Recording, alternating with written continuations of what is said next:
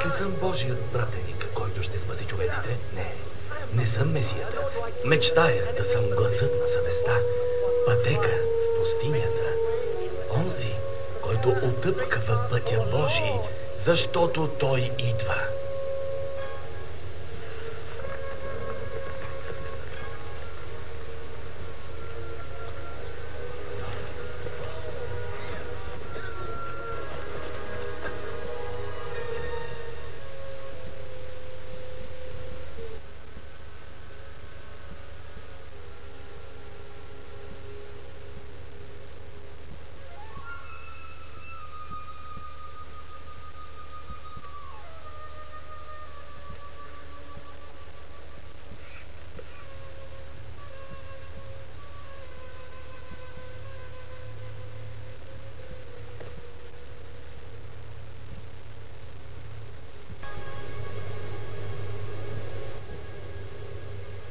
Ето го, Божият агнец, който ще изкупи греховете на света.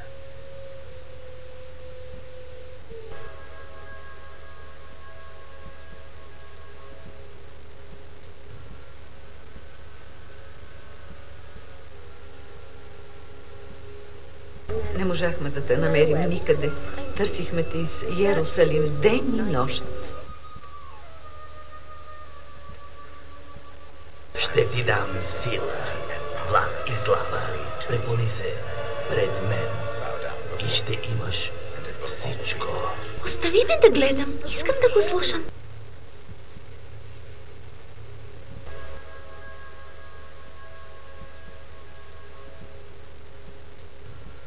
Мечтай си за палат с топла баня.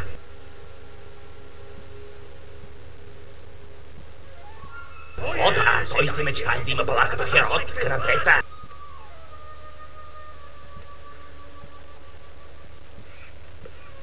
Какво удоволствие!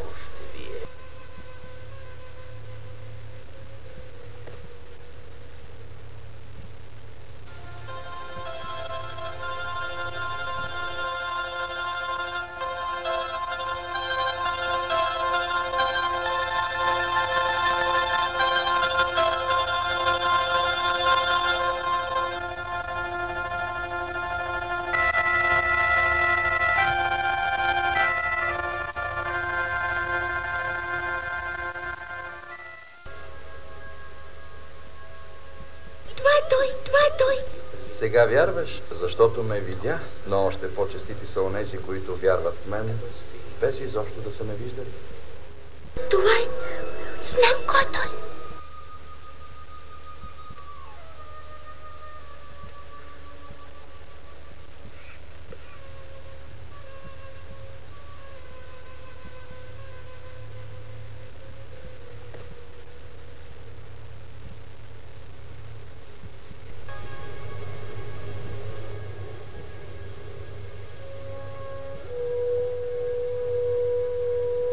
Ако ти си Месията, кажи ни.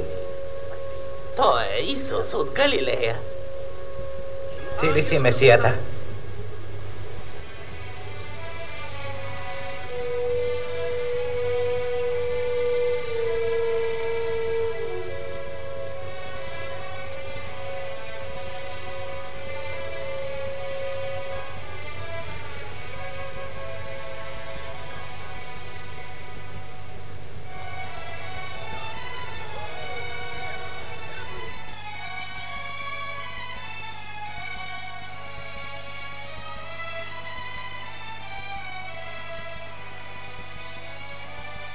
Покайте се, откажете се от греха. Покайте се от все сърце. Аз ще ви покръстя с вода. Но след мен идва един, чиято сила е много по-голяма. Той ще ви кръсти със Светия Дух и с огън и вода.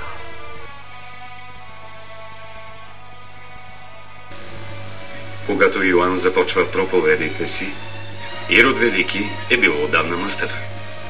А римляните са разделили земите на Палестина между тримата му синове, с което тя е разделена на 3 царства и така може по-лесно да се контролира икономически и политически.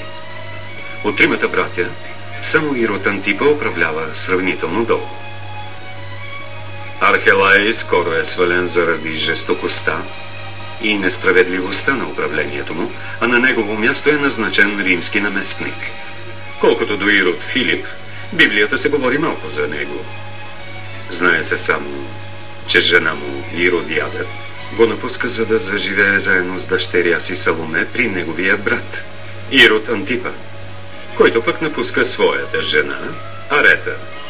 Йоан силно критикува Ирод Антипа заради скандалния му брак. Дълбоко в себе си Ирод вероятно е знаел, че Йоан е прав. И сигурно е щял да го помилва. Но Иродиада не споделяла благоволението на мъжа си и убеждава Ирод да обезглави Йоан.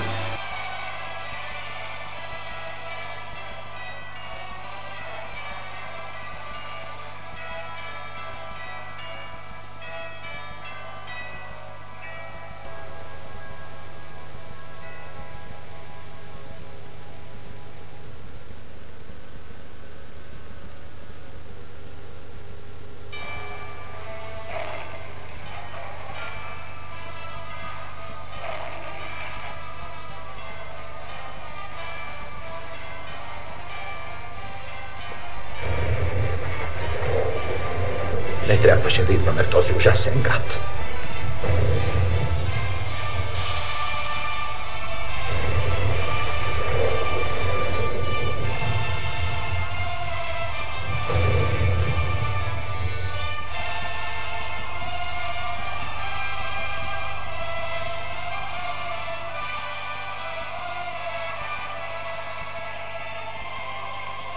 Никога не ще отпратя човек в нужда. Никога. Искам да остана. Елате, чуйте ме и постъпвайте според словата ми. Ако го сторите, значи ще бъдете като онзи мъдрец, който построил къщата си върху скала. Който не обърне внимание на думите ми, е като глупецът, който построил къщата си върху пясък. Градете живота си, както градите домовете си, върху здрави основи. Не се стремете към лесния, а към трудния начин. Слушайте се в словата ми. Оставете ги да проникнат дълбоко в вас. Отворете сърцата и умовете си за истината. Предварително се гответе за бедите и трудностите, за ужасните бури, които ще вилнеят край вас. Градете дома си на здрава основа. Искайте и ще ви бъде дадено. Търсете и ще намерите. Почукайте и вратата ще се отвори. Вашият небесен Отец копнее да ви дари добри мири. Да дойдат при мен всички жадни. Да дойдат при мен всички гладни. Искам да остана.